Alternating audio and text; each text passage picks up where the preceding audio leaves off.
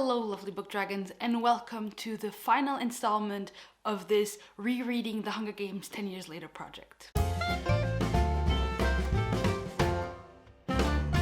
Hello lovely book dragons, and welcome back to my channel, or welcome if you're new here. My name is Joana and I love to read books, specifically fantasy books. But right now I am concluding a 3-video project that is a collaboration with one of my booktube besties, Sophia over at Sophia's Thoughts, and I will leave her channel linked down below. And in this video series we reread the Hunger Games. She has reread them multiple times over the years. I hadn't reread them since my first read through 10 years ago. So I already have a video for the Hunger Games and Catching Fire, and today we're talking of course about Mockingjay. So if you've seen the other videos, I kind of updated you as I read, but I pretty much binged this book.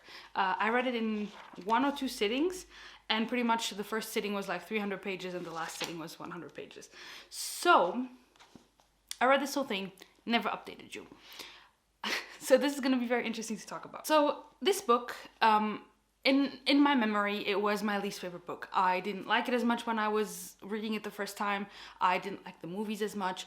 I don't know, there was something about Mockingjay that I just didn't think was that good. I even said that in my Hunger Games video where I said I'm super excited to read Catching Fire, but I'm really not excited to read Mockingjay.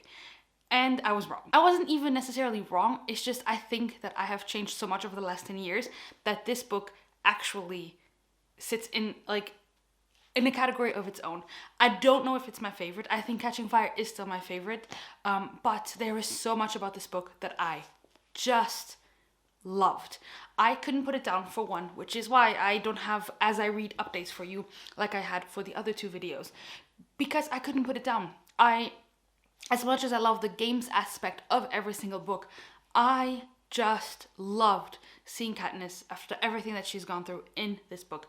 And I loved seeing the fact, there's so much to talk about.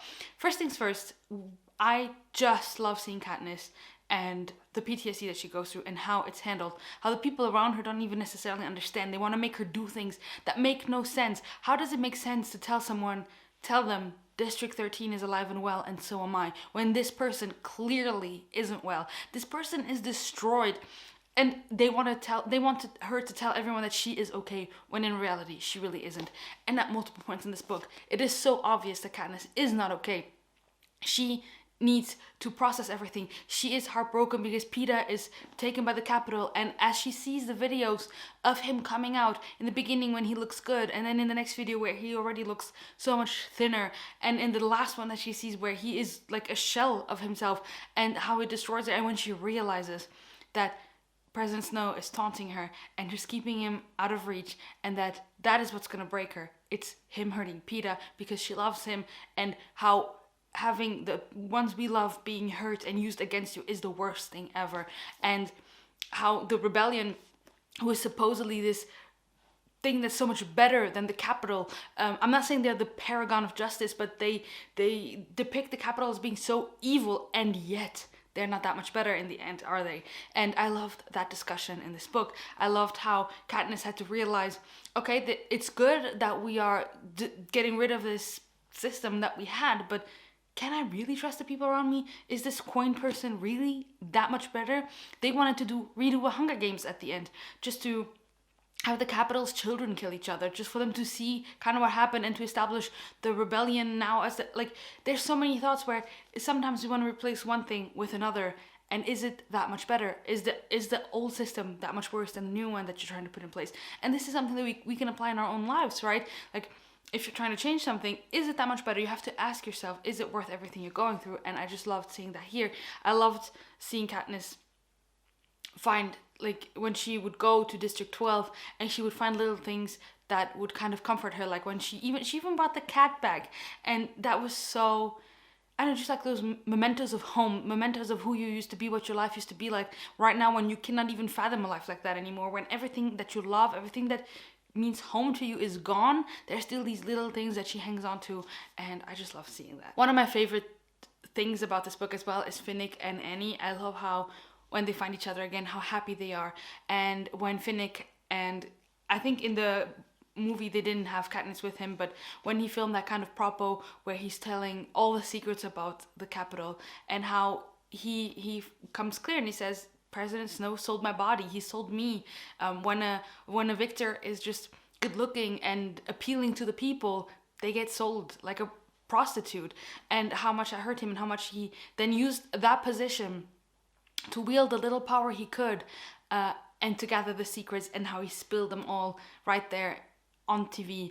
And just seeing that if you didn't comply with the capital, it would just kill someone, and how he then said that President Snow was poisoning all of his enemies. And I just loved the rawness of Finnick Odair in this book. I loved seeing him finally have a semblance of happiness after everything that he went through. He has been a victor for like 11 years at this point, because it was the 64th or 65th Hunger Games where he won. And so he's been a victor for 10 or 11 years. So he's been used for 10 or 11 years. You have to remember, this kid, he was 14 when he won the games, and he was sold like a prostitute by President Snow. Like, if you think about it, he's only 24 in this book, and all the crap he's gone through, all the people that he loves that died when he didn't want to do the things that, like, he was a child, you know, he was a child. And wow, it was just so emotional seeing him say those things. And then when he finally got his happiness with Annie, when they got to get married, they got to have a glimpse of happiness at the end. And I think more than anyone in this book, he deserves it. And yeah, when he dies, it was like, I had completely forgotten that he dies, or how he dies. And that was really, really sad. And I just love Finnick Odair, and I'm happy he got a semblance of a happy ending for a short while. Gale in this book is really annoying. I mean, you know that by now that I don't like Gale. I don't like how he is so self-absorbed. And yes, he does things that are very heroic. He volunteers to go take the tributes out of the capital. He does a lot of stuff. He's a very good soldier. I'm not saying that, but how he always tries to push Katniss when he's like, this is where you kissed me. And then she kisses him, and he's like, I knew you would do that, because the only way I can get to you is when you see that I'm suffering, or something like that. And I'm like, guy, dude, get over yourself. She is suffering so much. She has just lost everything. She's #1 enemy of the capital, and this rebel alliance is just using her. Literally just using her. They don't care about her. Even at the end, when she has served her purpose, she can now die. It doesn't matter. And she is in pain, and all you care about is if she loves you? Like, what is wrong with you? And I don't like Gale. I don't like him. And I'm glad that in the end they don't end up together, that he goes to district whatever it is, and he can just stay there and leave us alone. Of course, next up, I want to talk about Peeta and everything that he's gone through, which is really, really terrible. I mean, he had no idea what was going on, and then all of a sudden he gets tortured and hijacked, and that is just so sad. I was so sad reading it, and it's just, you know, he was just a guy in love, trying to survive, trying to protect the person he loves, and then this happens to him, and it's just so sad. And when he tries to kill Katniss, and he imagine having a life that's not good by any means, but it's not so bad as compared to other people, and then you have a few things that make you happy in that life in one of the worst districts, and then every single good memory you have is turned into something horrible, something monstrous, and you don't even know what's real anymore. Like, can you just put yourself in his shoes for like 5 seconds? That is just so messed up, and it's so sad. He doesn't even remember things, guys. He doesn't even remember what's real, what's not, and it's just seeing him push through the hijacking that the capital is doing, when he warns them that District 13 is going to be bombed, or when he then arrives in District 13 and he tries to help them, and he wears the handcuffs anyway, and he is always saying, no, I leave me cuffed, because I just need to be in control. And when he even says, like, I'll just kill myself if needs be, I'll just kill myself, because it's just so sad, guys. It's just so sad. But more than anything, I want to talk about the tone of this book. And I was talking with Sophia about this when we finished reading it, and she didn't like the ending so much because it's just too bleak, and what is it all for? And I was looking for the quote, and I feel like there's a quote in this book where even Katniss says, this was all I did was to save Prim and give her a good future. For what? Since Prim dies. And I think that's in the book. I think, unless I made it up, but that's what we talked about with Sophia. She said, what's the point? Like, in the end, it's so bleak. Was it even worth it? And I love that about this book, because it is so realistic. Not only that in war you have casualties and people die and not everyone gets a happy ending. That is, of course, always the case. But the fact of, was it worth it? Was it worth it? When Katniss saw that the rebels were the ones who killed all those children. The rebels did that. It wasn't the capital. And when Snow tells her, she doesn't even believe him. And then he says, Miss Everdeen, we promised we wouldn't lie to each other. And then she was like, he's right. And she starts realizing this screams rebels. And then when she finds out that it's true, and oh boy, so the thought of stuff being worth it, I think that's something that I just really love seeing in books. Or just in life. I like talking about that. So if you don't know, at the beginning of the year I became a vegan, and it's been something that I've been thinking about for a very long time. And this doesn't relate to this, but it does relate to this, and it's the fact of things being worth it. Sometimes when you're in certain situations, you then think, well, is what I'm doing actually worth it? Is it going to change anything? And that's sometimes what you feel, when you are vegan, and then you still see all the terrible things that happen to the animals, to the planet, to everything, and the overconsumption of some people. You're like, am I actually making a difference? Is this any worth it? And I feel like this is kind of, I could relate that a little bit because I could relate to this a little bit because of that. Because sometimes you think everything we just went through, they just killed so many people died in this revolution. So many people had their lives completely changed forever. When the hospital gets bombed in District 8, like that's one of the things that gets Katniss finally going. When she's like, if we burn, you burn with us. And she's so angry at the Capitol. But all those people are dead. Okay, District 12 is gone. District 8 has been bombed. So many districts have been bombed and people have been killed. And is it worth it in the end? And that is the question. Is it worth all the pain, everything that they went through? And that is something that only you sometimes can reply in your own life. Is it worth what I'm doing? Is it worth the difficulties and the things that I'm going through? Is it worth it in the end? And that is something that Katniss had to figure out for herself. And I love the epilogue of this book as well, which I want to read a few passages from that, because you see that it never goes away. And I loved it.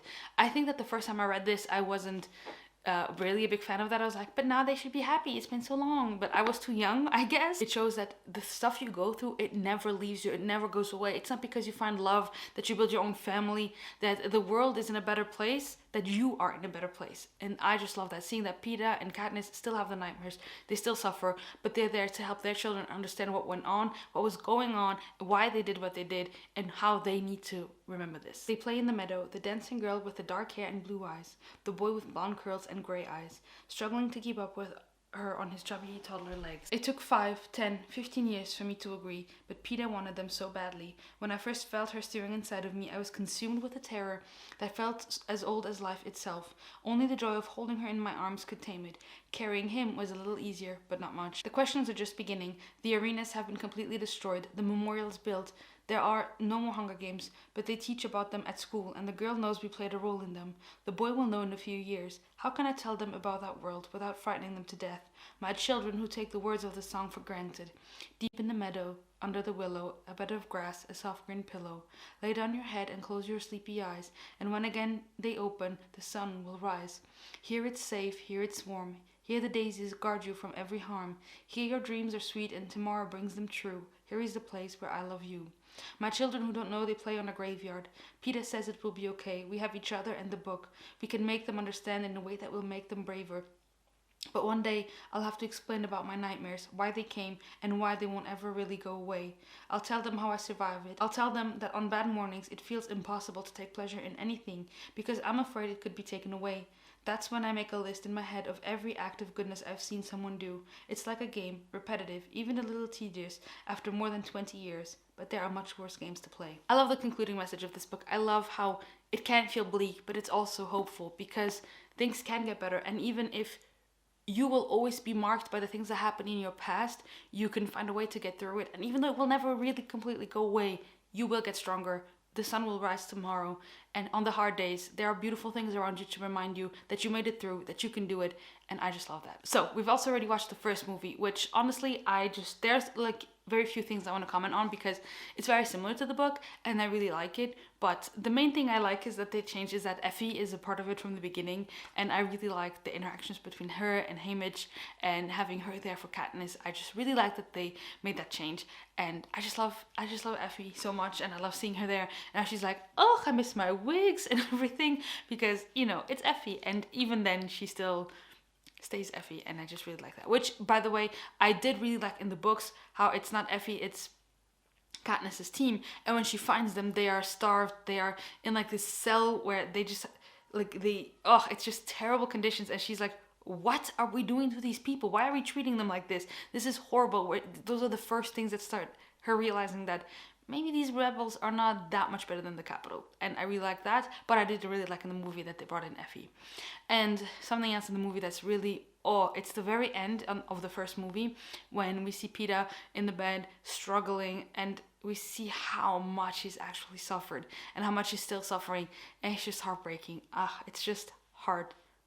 So I've been babbling for a very long time now. There's still a second movie to be watched, and I can close out this video and close out my thoughts on Mockingjay. Hey guys, it is now another week later, and we finally watched Mockingjay Part 2. I don't think that I have a ton to add, to be honest. I really liked the second movie. It was very emotional. There were so many scenes where, again, it was so emotional, and I just realized how much I love these characters, how much I missed spending time with them. And I think that it was still very true to the first movie. It was very true to the book, except for some aspects, of course. But I really liked the emphasis of, again, which was, I think, what I emphasized when I talked about the book, the fact that the rebels, the District 13, for all intents and purposes, they were not actually better than the Capitol. And when Katniss figures that out, it's when Boggs tells her, don't trust them, come and do what you came to do.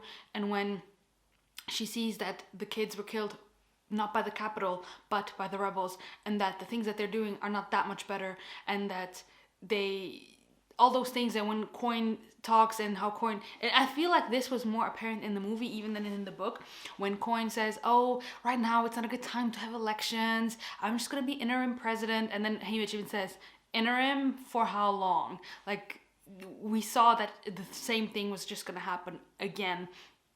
And when Katniss kills her in the movie, I think it was really just like, yes, she realized that these people are not actually better and you cannot really trust them. So yeah, I really liked seeing that. I really loved rewatching and rereading this book, because this was the book that I thought I didn't love, and actually it's the one that on a more personal note, I will say, meant the most to me. I don't know, I just really liked how, yes, it was really bleak and really sad, but I also think it's so realistic that sometimes we do things and we wonder, was it worth it? As much as it shows the importance of rebellion and of not being oppressed and standing up for what you believe in, it also shows that it always comes at a cost, that there's always a price to pay, that if you want to change something, do it, but just know that there are going to be consequences. And here it's a war with PTSD, with dead family members, but I think that in our personal lives, for those of us who are fortunate enough to live in first world countries, etc., it just means that sometimes we want to change things, but